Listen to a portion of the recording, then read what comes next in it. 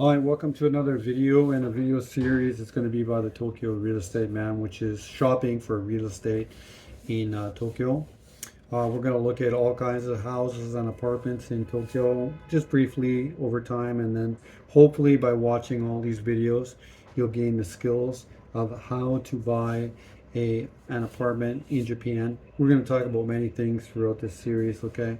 But one of the key themes of this series is liquidity. For example, the population in Japan, some of the fundamentals you have to learn about buying real estate and owning real estate in Japan, if it's going to be for you to live in or if it's going to be a rental property.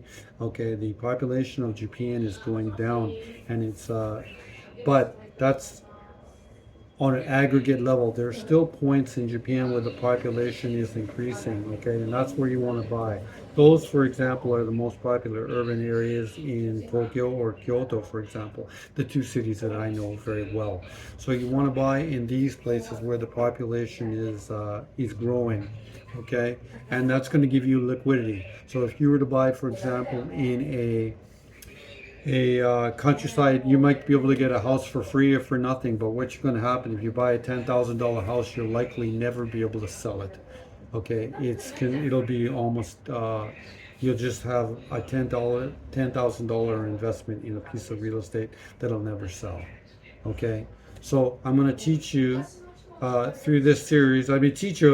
We're just going to talk our way through this series, but hopefully, after watching 20 or 30 or as much as 50 examples of some Tokyo real estate, you'll see of how a good apartment or a house is reflected in its price, for example.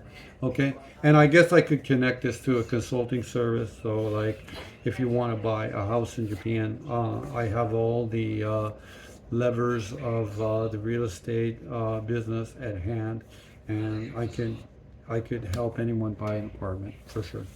Okay. Anyway, I'll cut off at this point, and we'll start to look at uh, the first of our series, shopping for real estate in Tokyo.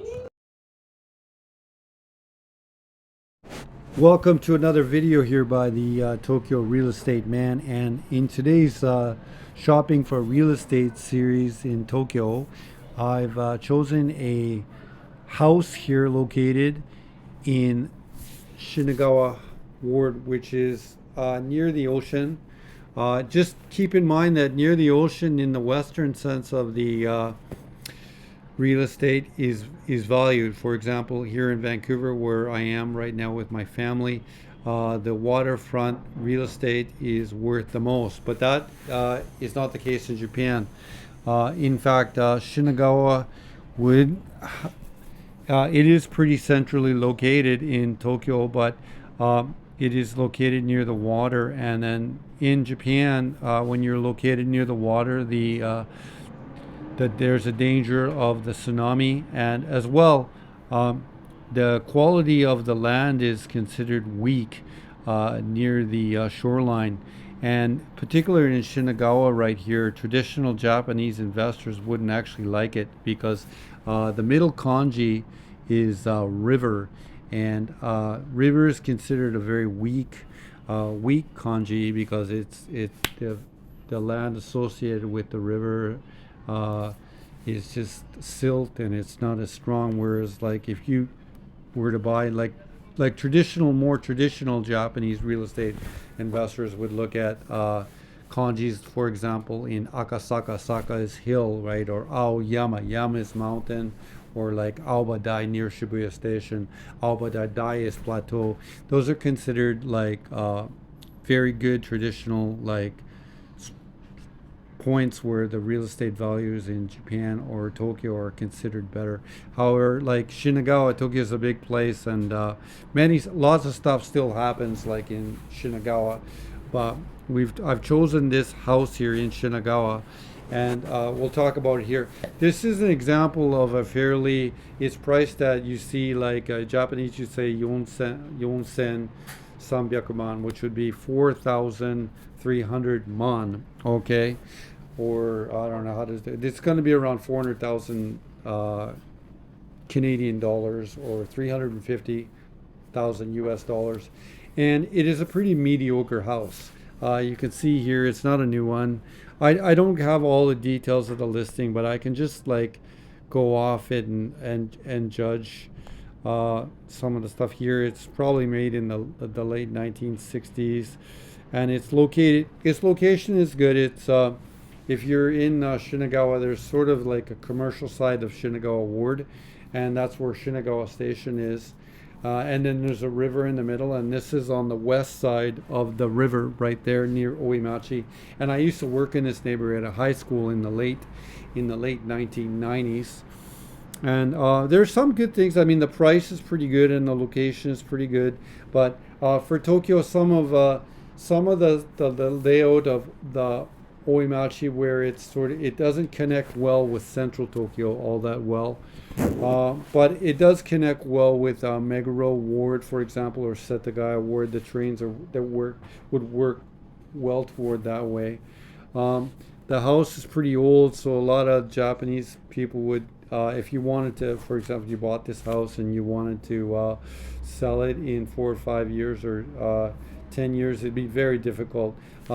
This this house's pricing right now is probably pretty close to land value, because no Japanese people that are in an up and coming family would want to live in it.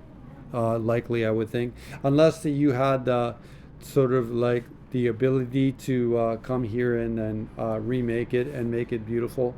There are companies like that in Tokyo right now who would take an old house like this and try to remake it into something nicer, something more palatable for the upper middle class of Japan. Certainly, it's a very nice neighborhood.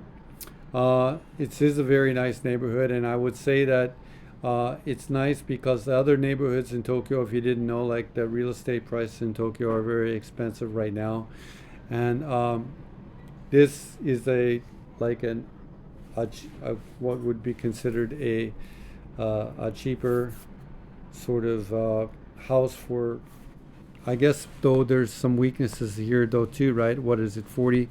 It's in Nakanobu, and I saw that it was 39 meters here. That's pretty small. Yeah, so this is a pretty weak, like if you were, I would not say that this is bad if you wanted to come here and you could come here and live with your family and make it nice. You're buying a pretty well land value, and you could probably sell it in the future for land value. There's no doubt about that. But there's a lot of weaknesses to it.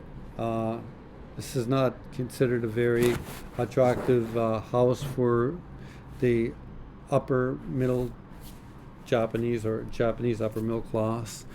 It has like two things that are very good for it, though. It does have like good parking. This is really key. Like you see that there's a garage here that a family. This is really gives you a really baseline level of like what a middle class Japanese family who live in Tokyo would want, which is like they do want the parking. They don't want. If you didn't know, you don't live in Tokyo, and if you didn't know, I lived in Tokyo for 30 years. Parking in Tokyo is very difficult to get. It's almost like a war once you have a good spot. And that families don't want to deal with that, and they want a car to move their family around because it's really great. If you have a car, you can really have and Japan is a great place to go around when you have a car, so you need parking. So I would always suggest, if you wanted to buy a house in central Tokyo, that it have parking. If it doesn't have parking, the upper middle class will not buy it, and you'll just be stuck with a house that you can't sell. Which could be okay. Maybe you don't want to sell it. But if you are looking for liquidity with the money that you put into like a Japanese house, I would say that you need parking. Otherwise, you'll never be able to sell it. So you could remake this house into a very nice. You could have the ability, for example, to come to this house here, and you're good at carpentry, and you wanted to rebuild it and make it really nice. But then it had no parking. Well, you're not going to get any of the Japanese upper middle class are not going to buy it. So you'll be stuck with all your efforts and a house that you can't resell. So yeah, that's really key. Parking is really key. So again, this is a pretty weak house, and it's being expressed in its price right now, and because it's being priced at near around land value. Unfortunately, you could be like about 20 years ago, you could buy a house like this in Tokyo's inner wards. Shinagawa is a little bit, it's an inner ward, but it's a little bit, yeah, this where it's located in Oimachi, it doesn't connect well with the systems of central Tokyo, which are like Minato Ward or Chiyoda Ward or Shibuya Ward or even Shinjuku Ward, so it doesn't connect very well with it. But yeah, there's some good takeaways that you do get. Like you're getting, this is not leasehold land. This is what's known as shoryuken, and that's another very important point that you need to know about when purchasing. You never want to buy leased land in Tokyo because you'll never be able to sell it. You'll have no liquidity. Anyhow, this is one video. There's going to be many videos about this going forward, about how to buy real estate in Japan. Hopefully after watching about 50 of these, you'll have the skills to know what it takes to buy a good piece of property in Tokyo's urban centers.